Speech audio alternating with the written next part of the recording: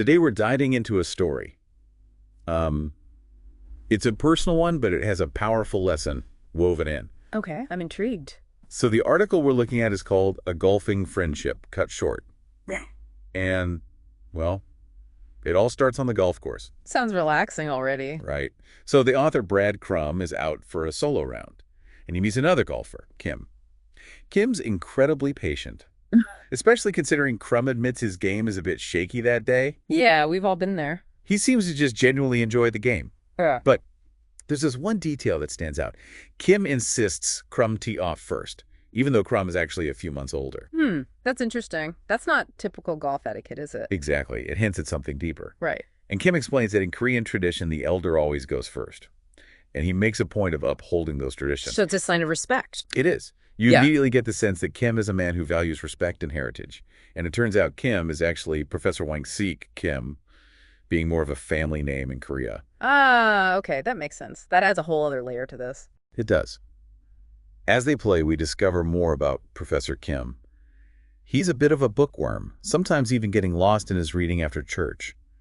Can you imagine being late to a golf game because of a book? Wow, that's dedication. Or maybe just a really good book. Maybe both. And this was no ordinary professor. He'd spent years as a professor in Korea before their mandatory retirement age of 65. Then he became an adjunct professor of Korean politics and culture at the University of Missouri. Okay, so we're talking about someone with a lot of life experience and knowledge to share. Exactly. And it all starts to make sense when you consider the insightful conversations they had, the subtle golf tips Kim offered. It's like he couldn't help but teach, even during a casual game. It sounds like he brought a unique perspective to everything he did. He did. He even shared this detail that really stuck with me. He said that for 20 years, the skies in South Korea were darkened by pollution, blowing over from China. Wow, that's a powerful image. But then the pandemic hit, factories shut down, and suddenly, clear skies returned. It makes you think, doesn't it? About the impact we have on the environment, sometimes without even realizing it. Absolutely. So week after week, Crum and Professor Kim share these Sunday golf games, filled with fascinating conversations, subtle golf tips, and this growing sense of camaraderie. A real friendship. You can feel how much Crum looked forward to these outings. They became a highlight of his week. But given the title of the article, I'm guessing there's a turn somewhere in this story. Sadly, you're right. One Sunday, Professor Kim doesn't show up. Crum waits, checks at the front desk. Nothing. He even tries calling Kim's office later in the week. Leaves a message, but gets no response. That sinking feeling when a friend disappears without a trace. And then the devastating news arrives. Kim's office mate calls with the unthinkable. Professor Kim and his wife Chun-hee had died in a tragic accident. Oh no, what happened? It turns out they had accidentally left their new Kia hybrid running in the garage while they slept in the rooms above carbon monoxide poisoning. Silent and deadly. That's heartbreaking, and it raises so many questions. How could this happen with a new car? You'd think there would be some kind of safety mechanism in place. That's what makes this story so powerful, and we'll delve deeper into that later. But first, let's talk about how Professor Kim's life was honored. Crum attends the memorial service at a Korean church, and it's a moving experience.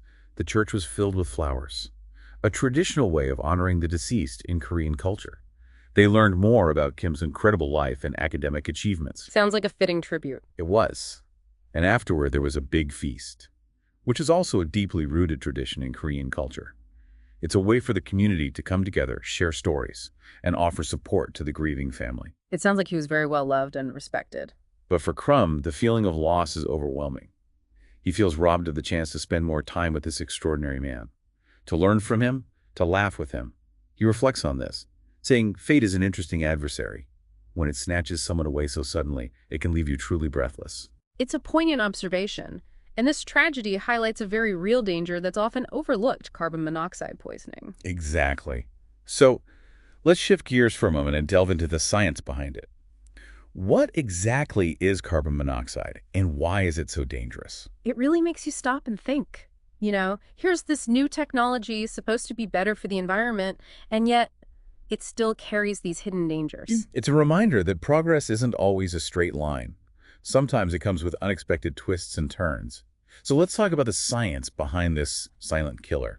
What exactly is carbon monoxide, and why is it so dangerous? Well, carbon monoxide, or CO, is a gas. It's colorless, odorless, and tasteless. And it's produced when fuels like gas, wood, coal, propane, things like that burn incompletely. So basically it's a byproduct of combustion. Exactly. Yeah. And the danger lies in the fact that it binds to your hemoglobin, the stuff in your blood that carries oxygen, and it basically blocks the oxygen from getting to your vital organs. Oh, wow. So it's literally suffocating you from the inside out. In a way, yes. And because you can't see it, smell it, or taste it, it can be really hard to detect. That's terrifying. Yeah. So what are the symptoms of CO poisoning? How would you even know if you were being exposed? That's the tricky part. The early symptoms are pretty general: headache, dizziness, weakness, nausea, shortness of breath. But those could be signs of a lot of things. Right. Like the flu or even just stress. Exactly. And that's what makes it so dangerous. People often dismiss the early signs, thinking it's something else.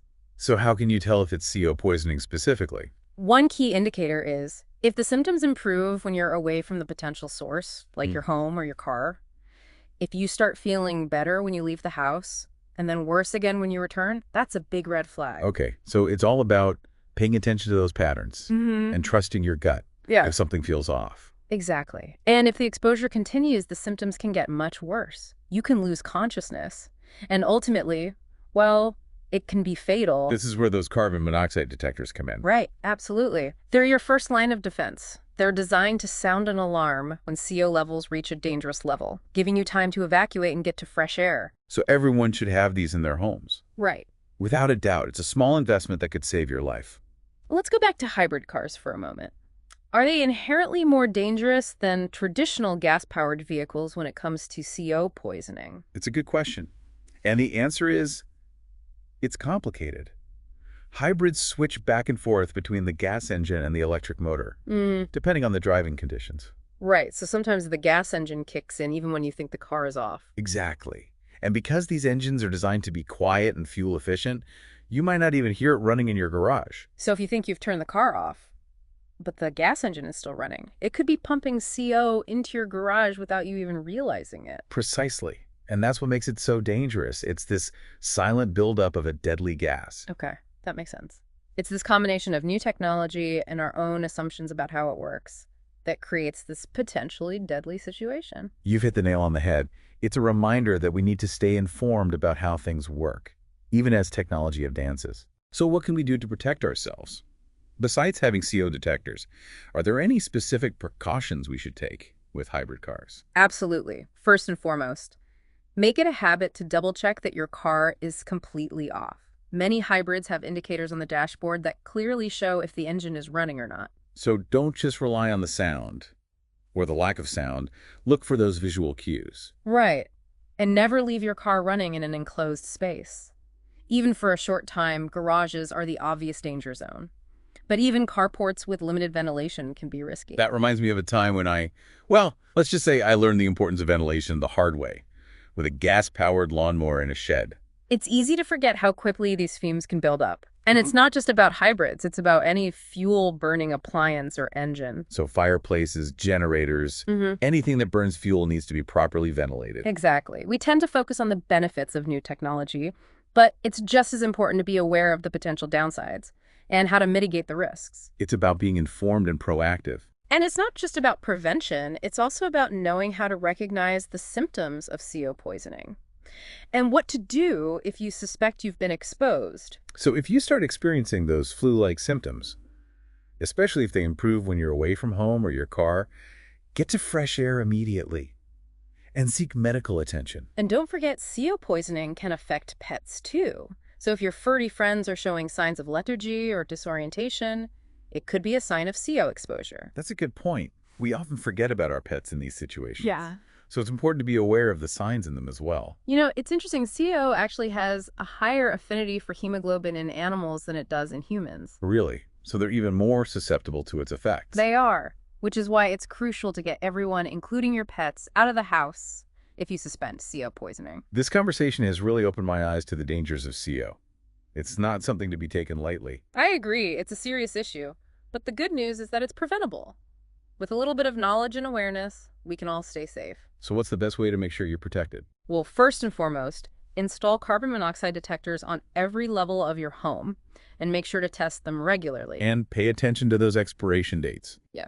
Just like smoke detectors, CO detectors need to be replaced periodically. Exactly. Yeah. And when it comes to fuel-burning appliances, make sure they're properly installed, maintained, and ventilated. So regular inspections and maintenance are key. Absolutely. And never run a generator or any other fuel-burning appliance indoors or in an enclosed space. It's all about being proactive and taking those necessary precautions. And if you do start experiencing any symptoms of CO poisoning, don't hesitate to seek medical attention. It's better to be safe than sorry. Well said. Professor King's story is a tragic reminder of the importance of awareness and prevention, but it also prompts us to think about the broader implications of technological advancements. How do we embrace progress while minimizing risk? It's a question we need to be asking ourselves constantly. It's a balancing act, and it's one that requires constant vigilance and education. I agree. So let's shift gears for a moment and look at some real-world examples and statistics related to carbon monoxide poisoning. This will give our listeners a better understanding of the scale of the problem. That's a great idea. Let's dive into those numbers and see what we can learn.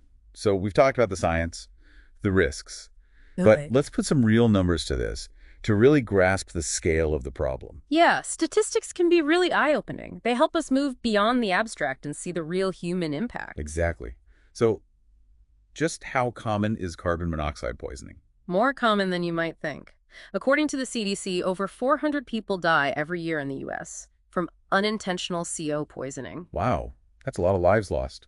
And for something that's largely preventable. It is. And it's not just fatalities. We also need to consider the non-fatal cases. The CDC estimates that over 20,000 people visit the emergency room each year due to CO exposure, and around 4,000 are hospitalized. So we're talking about tens of thousands of people affected every year. Exactly. It's a significant public health issue, and it highlights the importance of prevention and awareness. So what are the most common sources of CO poisoning that contribute to these statistics?